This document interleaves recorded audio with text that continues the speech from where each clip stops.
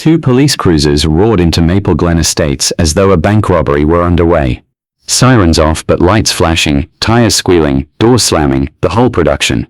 One officer rested a hand on his holster, the other barked orders through a megaphone at a crime scene that didn't exist, and all this chaos, because I had dared to tell Sylvia Harker no when she demanded I sell my fully restored 1966 Mustang fastback to the Homeowners Association for $5,000. She claimed it was for community patrol use. Everyone knew the truth. Her husband Norman, recently rejected from a rideshare company after a lost package incident, now spent his days patrolling our subdivision in a golf cart, a toy badge pinned to his chest like a cowboy in a school play. The Mustang was for him, not for Maple Glen. My name is Ethan Rourke, and at 44, I've learned the quietest neighborhoods often hide the loudest problems. I'm a diesel mechanic downtown. Each evening I come home coated in honest grease and bone-deep fatigue that feels satisfying. I moved to Maple Glen 3 years ago for its advertised serenity, no sirens at 2 a.m., tree-lined cul-de-sacs, polite nods over mailboxes. I don't attend the monthly potlucks where neighbors duel over potato salad supremacy.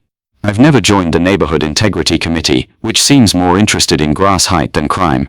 My routine is simple. Every Saturday morning, I wax my Mustang in the driveway while classical music hums from garage speakers, and I wave cordially to anyone passing. Unfortunately, my driveway faces the Harker house, headquarters of Maple Glen's iron-fisted HOA president. Sylvia calls herself the guardian of civic virtue. This is the same woman who fined an 80-year-old widow $300 for hanging wind chimes too whimsical for community standards. She measures grass with a ruler and keeps a color-coded spreadsheet of everyone's trash bin placement. When she first saw my Mustang, Rangoon red paint gleaming, chrome polished like a mirror, her eyes lit up with something close to religious fervor. She announced to everyone within earshot that the car would be the crown jewel of the Maple Glen patrol fleet. By fleet, she meant Norman's golf cart, and my soon-to-be commandeered classic car. That was my first mistake. Sylvia didn't treat my refusal as a minor disappointment. She treated it as treason against the Suburban order. Within a week of turning her down, 5 separate HOA citations appeared under my door like passive-aggressive valentines. The first accused me of maintaining an excessive retro aesthetic that disrupted the street's modern harmony. The second warned about potentially loud vehicular operation, despite the premium mufflers I'd installed to keep it neighbor-friendly. The third cited me for unpatriotic parking orientation, because my car faced slightly northwest instead of due north. The fourth claimed I'd failed to participate in Civic Beautification Week, an event I didn't know existed. The fifth was a masterpiece, visual intimidation by horsepower. I pinned all 5 on my fridge like bizarre art. Next came surveillance. Norman began routine neighborhood monitoring, which meant parking his golf cart directly across from my house for hours. He'd mounted a dashboard camera for safety documentation, and plastered a bumper sticker that read, "Neighborhoods need order" in blood-red block letters. He'd sit there eating gas station hot dogs, scribbling in a spiral notebook every time I stepped outside. Sometimes he'd wave a little sheriff's star he'd bought online, like a child trying to impress an adult. At night his headlights would flash across my living room curtains as he patrolled the cul-de-sac. Then Sylvia escalated again. She mailed a newsletter on official HOA letterhead warning residents about a certain individual harboring unsafe vintage machinery, with possible gang affiliations. According to her, Ethan Grease King Rourke, mild-mannered mechanic, was now suspected leader of an underground automotive crime syndicate. Neighbors began whispering. One older couple asked, "Ethan, is it true your car was in a movie about gangsters?" Another left a plate of cookies with a note saying, "We support you." A strange kind of suburban solidarity. Labor Day arrived with all the subtlety of a marching band. At exactly 9 a.m., Sylvia strutted up my driveway, clipboard in hand, wearing the brittle smile of a pyramid scheme recruiter. 2 other board members trailed behind her looking like they'd rather be anywhere else. Root canal, tax seminar, you name it. $5,000, she said, spreading her manicured fingers. Cash, no questions asked, for the good of Maple Glen. Think of it as your civic duty. I sipped my coffee, looked her straight in the eye, and said quietly, "Not a chance, Sylvia." 3 words, no cursing, no raised voice. Apparently that was enough to spark a neighborhood war. 3 hours later, the Saturday peace shattered. Pounding rattled my front door. 2 police officers stood on my porch, hands resting on their belts, expressions hinting they'd rather be dealing with actual crime. Sylvia had called 911, claiming I was harboring stolen military-grade equipment in a suspicious vehicle. Let me repeat that. My 1966 Mustang, older than half our neighbors, was now military-grade equipment according to a woman who probably couldn't tell a carburetor from a coffee maker. "Sir, step outside please," the younger officer said, eyes scanning the driveway. "We've had a report of suspicious machinery." I held out my registration and insurance before they even asked. "It's a car," I said evenly. My car. The older officer, badge-reading Sergeant Morrison, walked slowly around the Mustang, hand-brushing the chrome. 66 fastback, he asked, almost wistfully. Rangoon red. Original paint code.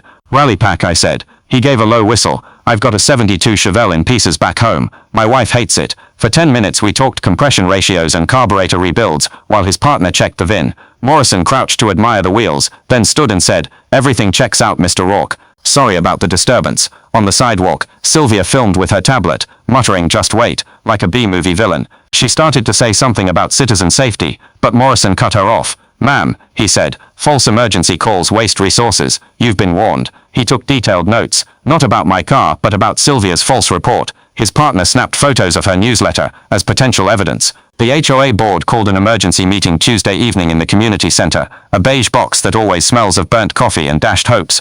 Folding chairs lined up under flickering fluorescent lights. A whiteboard listed agenda, HOA versus Walker. Sylvia tried to spin the incident as proactive community safeguarding, claiming she had reasonable suspicion. She launched into a speech about rising crime and unregulated vintage machinery. She even held up printouts of articles about stolen catalytic converters, as though my Mustang were a crime wave on wheels. But the 911 call had been recorded. The board's acting president, Dr. Patel, obtained a copy through official channels. The recording played through tinny speakers for all residents to hear. Sylvia's exact words rang out, "If he won't donate the car willingly, I'll just call it suspicious military equipment and let the police sort it out." Gasps rippled across the room like a Greek chorus of suburban shock. Someone actually said "wow" out loud. Mrs. Kim from 3 doors down muttered, "I knew she'd go too far one day." Mr. Ortega raised his hand and asked, "Does this mean our HOA dues paid for that newsletter?" Norman jumped up so quickly his folding chair tipped backward. He launched into a rambling speech about community safety and strong leadership, but his momentum died when someone noticed his golf cart blocking the emergency exit and unplugged it mid-sentence. The symbolism was almost too perfect, his electric chariot losing power as his defense sputtered out. I sat quietly sipping water from a paper cup, watching the entire theater unfold.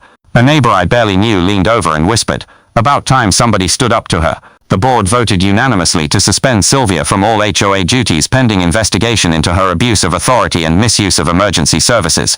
Her clipboard slipped from her fingers and clattered onto the linoleum. Someone in the back actually applauded.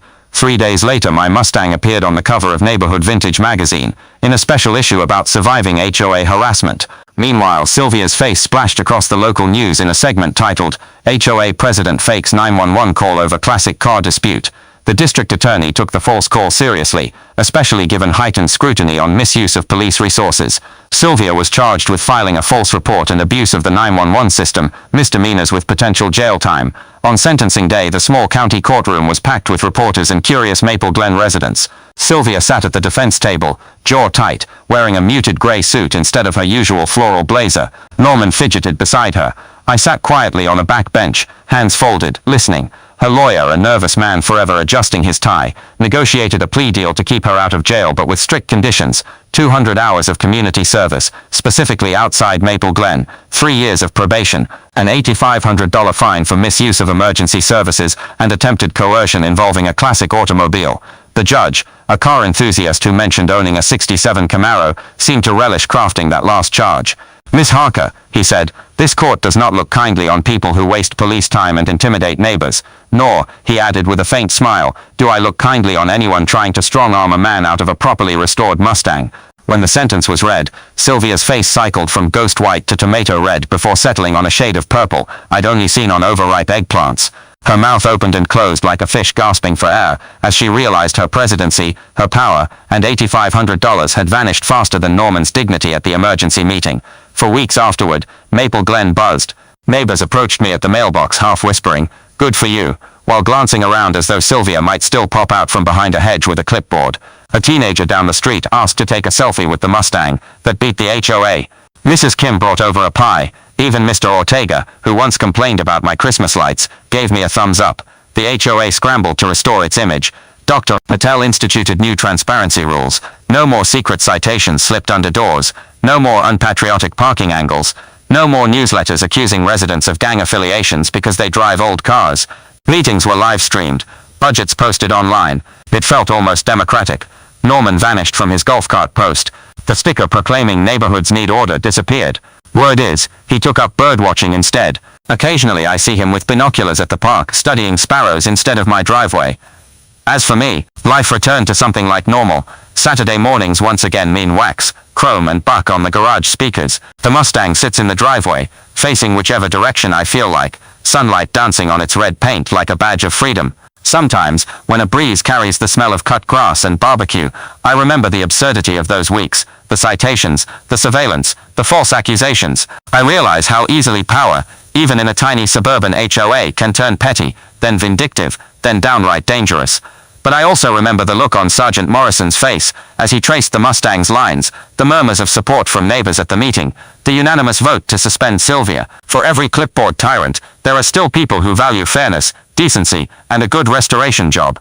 And that, more than anything, is why I wax the Mustang a little slower these days. It isn't just a car anymore. It's proof that some things, honest work, personal property, standing your ground politely, are still worth protecting, even in the quietest of neighborhoods.